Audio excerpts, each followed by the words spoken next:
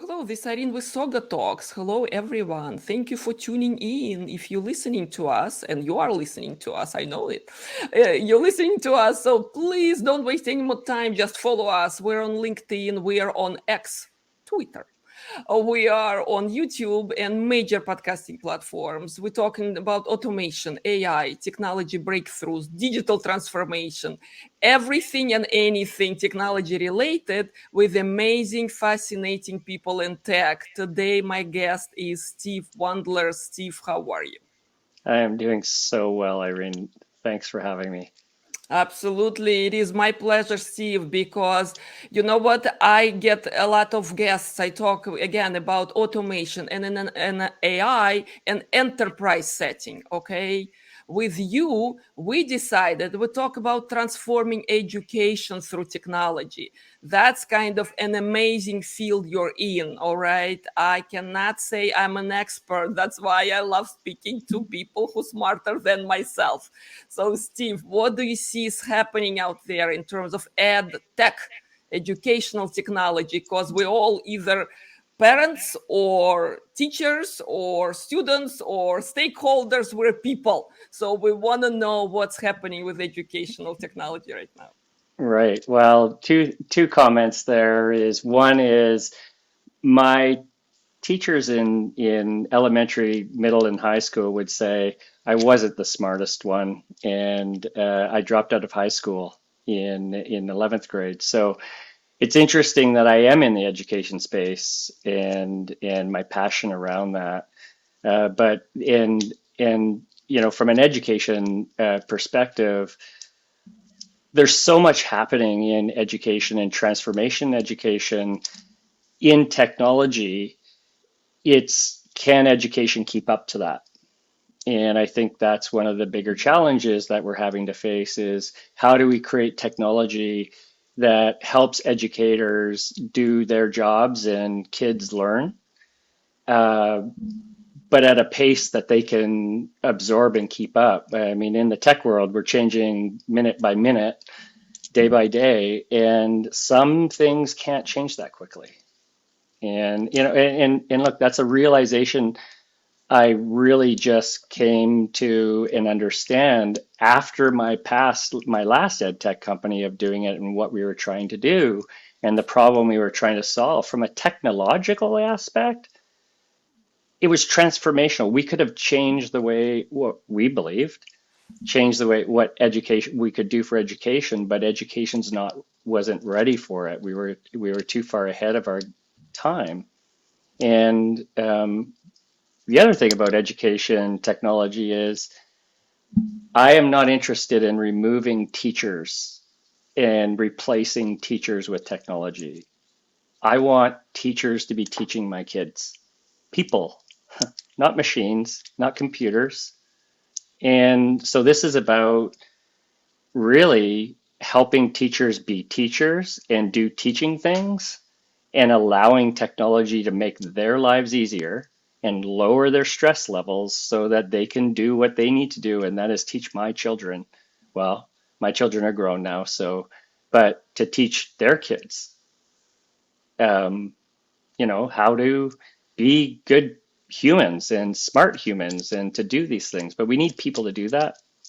Technology is just a tool.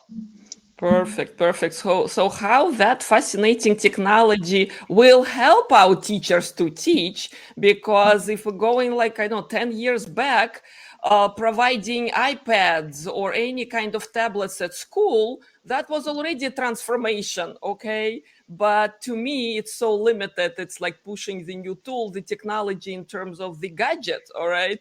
But there is more to it, don't you think? There is so much more to it. It's so complex. Yeah, and there's so many moving pieces because like you said at the beginning, there's one thing that we all have done and has been in education, so we think we know education, and then you also look at educators and you think the only thing they've ever done is education. And so therein lies the big problem of like how I don't even know how you solve that. I don't. Like I have ideas, but I it's so much more complex than that. And so treading the water and understanding that, again, it's not just about building the next greatest gadget or app that, math app or whatever. And there's nothing against any of those things. We need that. But again, it's why are we doing it? What are we trying to do? What are we ultimately trying to achieve? We're trying to teach kids, or at least in K-12 anyways. I'm not in the post-secondary business, and I've never been. I barely made it out of K-12. Well, I went K-11. So clearly the education system, even back then, before we had computers, at least I think it failed me. It failed me.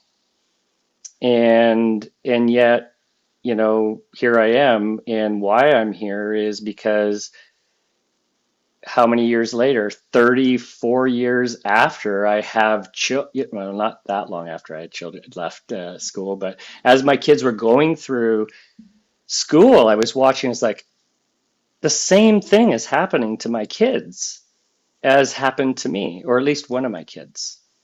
And I had one child, she's 24 now. She did school really well. But my son he's me times 10, and he didn't do school very well. And technology wasn't the problem. It was we didn't have enough resources to spend with him to learn how to learn. And I think that really is the piece that is like, how do I free up people's time to teach my kid? That's what I believe technology needs to do. And that's what this new startup that we're trying to do, is free up people's time and stop wasting time that technology can solve that problem, and teach my kids or our kids. Because we hear on the news about what we're doing constantly every day, and it's like, why are we teaching where we got superintendents and people and high-level people dealing with this problem, which they need to, but we need to refocus their time back in the classroom. Can I ask you why you do what you do? You kind of started answering, but I know you're dealing a lot with parents, with educators, with students, with libraries and books. Tell us about it. Yeah, so we started this company. Oh, what month is it? Is it? I think it's August now. We're almost in September. That's pretty safe to assume, yeah. That tells you how quickly things have changed and evolved.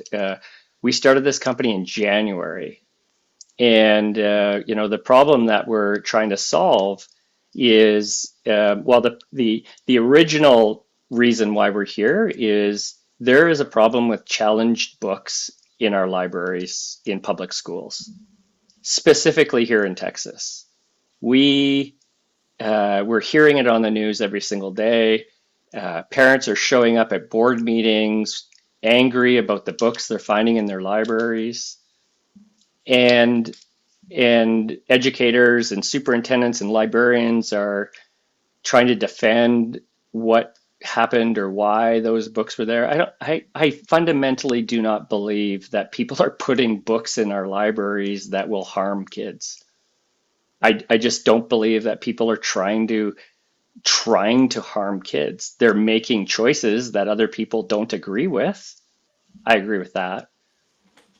And then how do you manage that, and how do you understand that when you have literally a school district here in Texas close their libraries for a week? They had 100 libraries.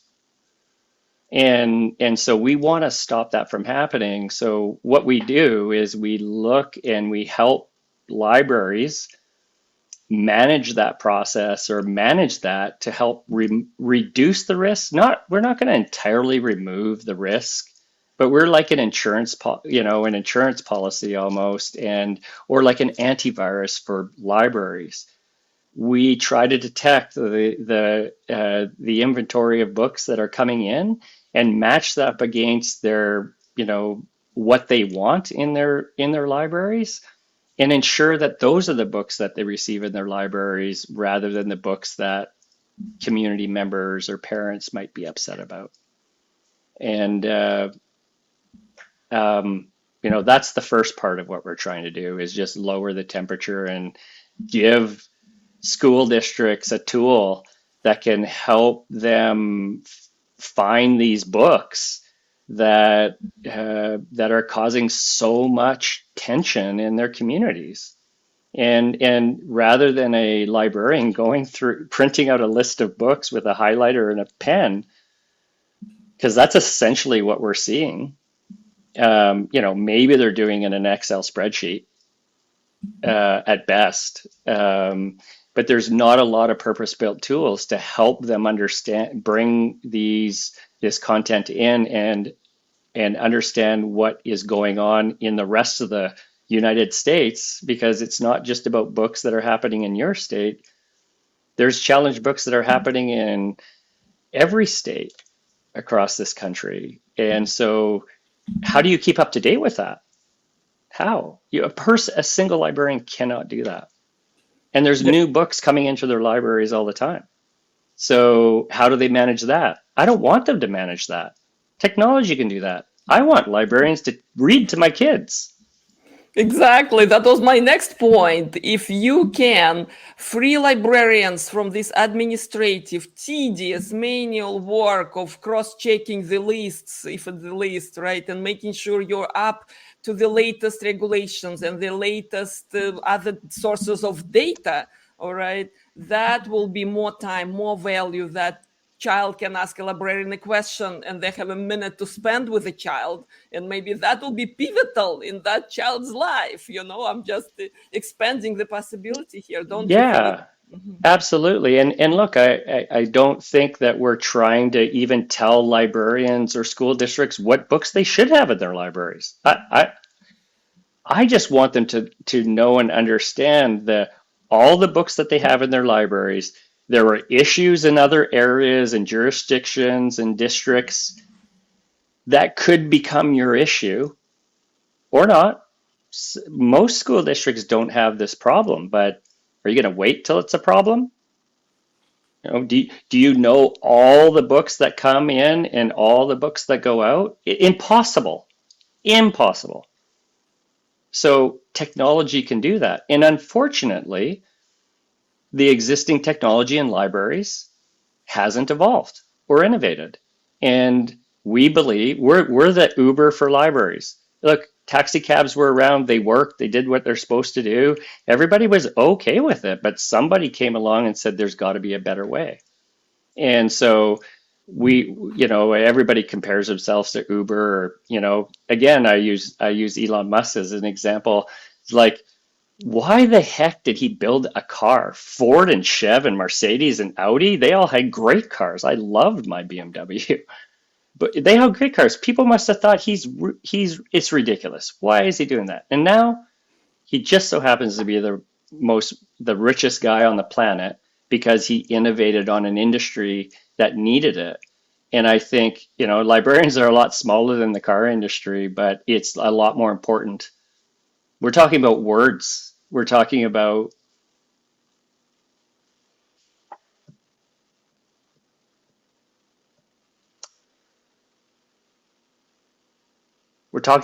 people's rights. Somebody wrote those words.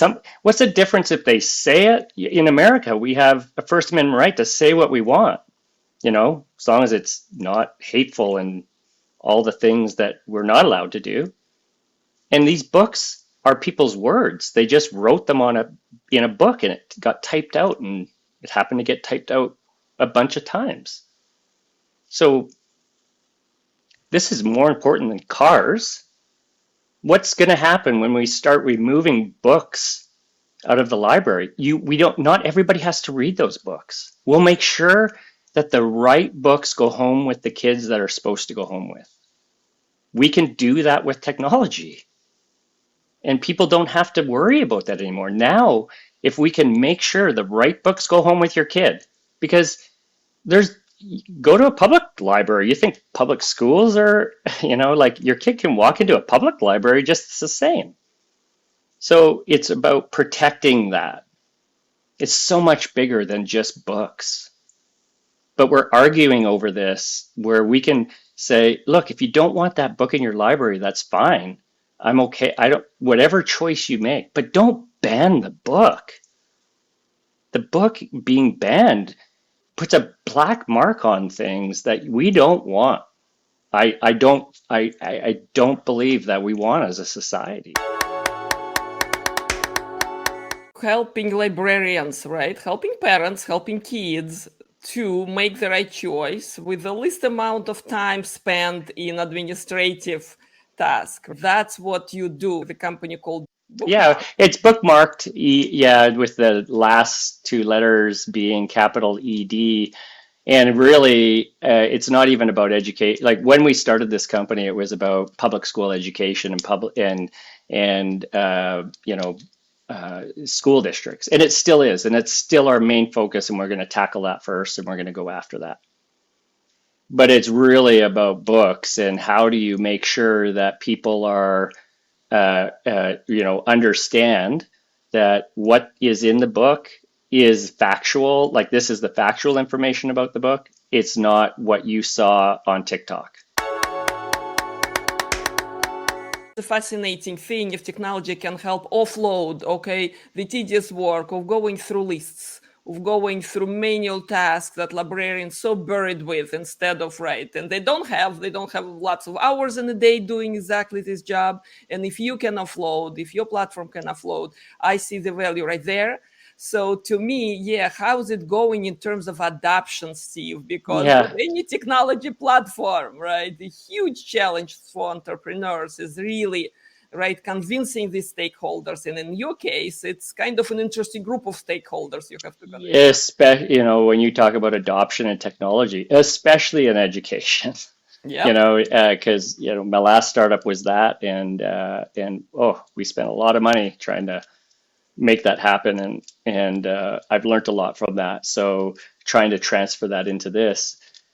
Look, we just again we didn't have anything in January. Literally, the idea we confirmed that idea through some market research and conversations that several conversations that we had, and we had a lot of people, superintendents that said, wow, like, yes, sign me up. Where do I sign? So that's when we started on this journey.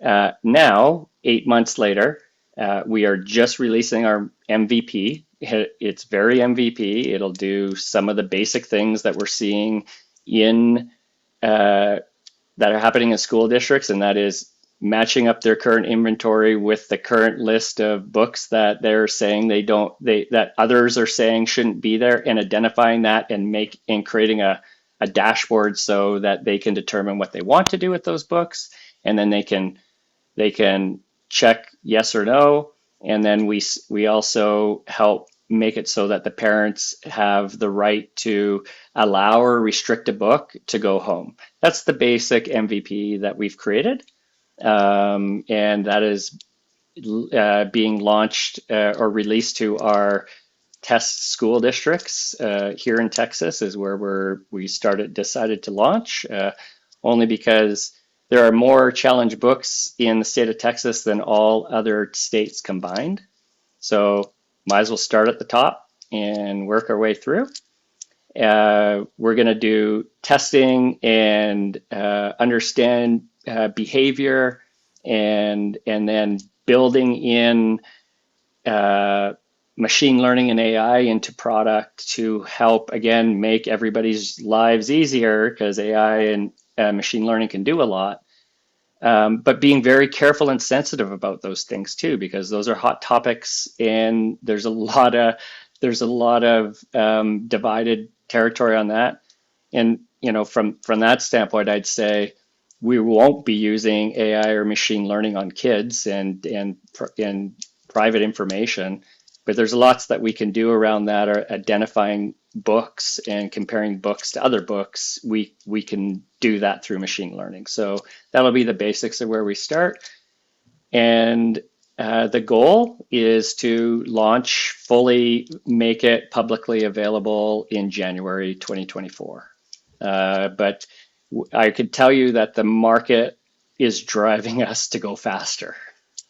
Like we right now can't go fast enough. We're raising another round of financing.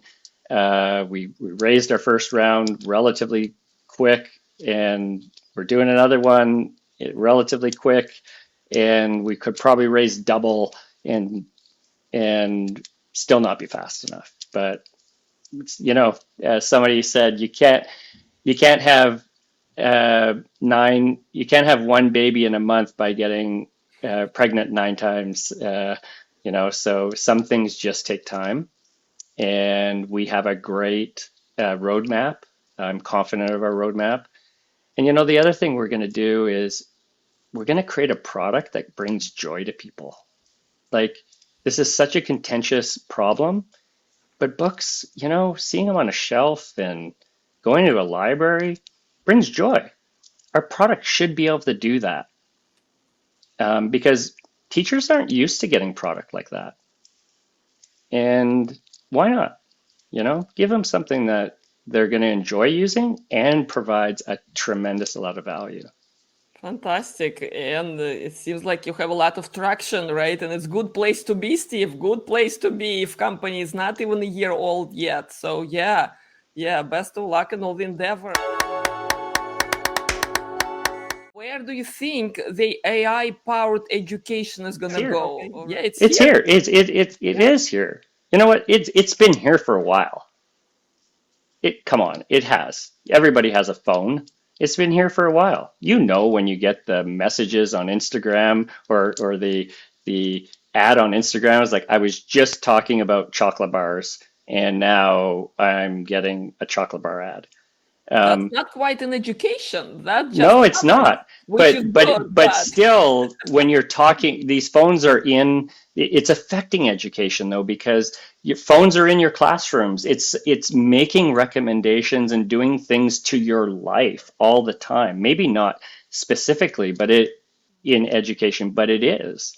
And I know there are platforms that are using AI in education, and yeah. So we're just beginning. Where does it go? To be honest, I haven't spent a lot of time determining what the future. I'm not an Elon Musk where I can determine the future of things or want to even. I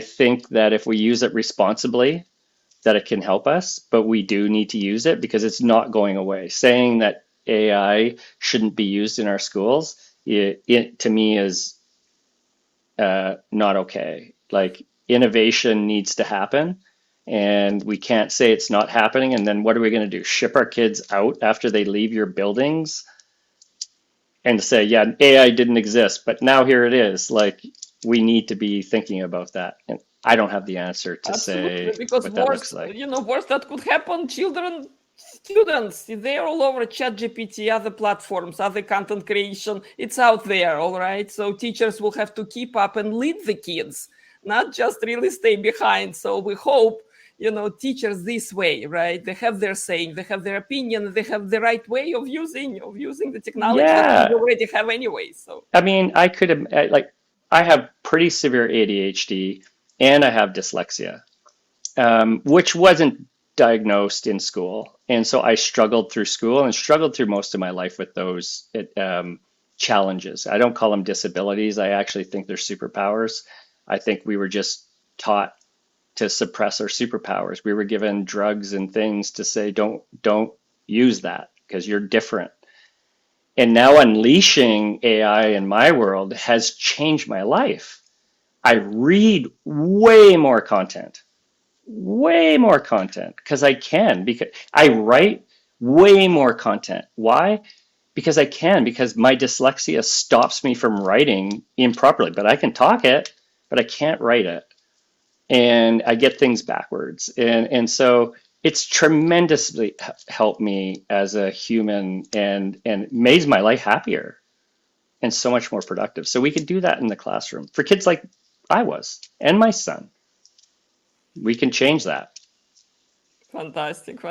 And yet the future, we still want to see the shiny toys out there. You see, I read a lot about immersive learning, okay? Have you heard those trends? I mean, yeah, some companies innovating that classroom out there. Oh, I think of the 3D technology that is available to us, and what's available in your home to do virtual reality. And yeah, we use that in our classrooms, yes, but not to the extent that we possibly could. And I, again, I don't spend a lot of time. I don't spend a lot of time understanding all of that because I tend to hyper focus on things.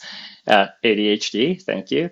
So I super focus on the things that I do really well at, and the things that are out here. Uh, I'll talk to experts, and I have a great group and network of people that can keep me informed of some of that stuff. So I don't have to become the expert, but I can be the expert in this. Amazing, amazing, Steve. Thank you so very much. Time is flying, okay? When you have an interesting, engaging conversation, yeah, time is flying. So, in conclusion of today's talk about technology, education, and all the person's angle to it, okay, including your own experience, all right?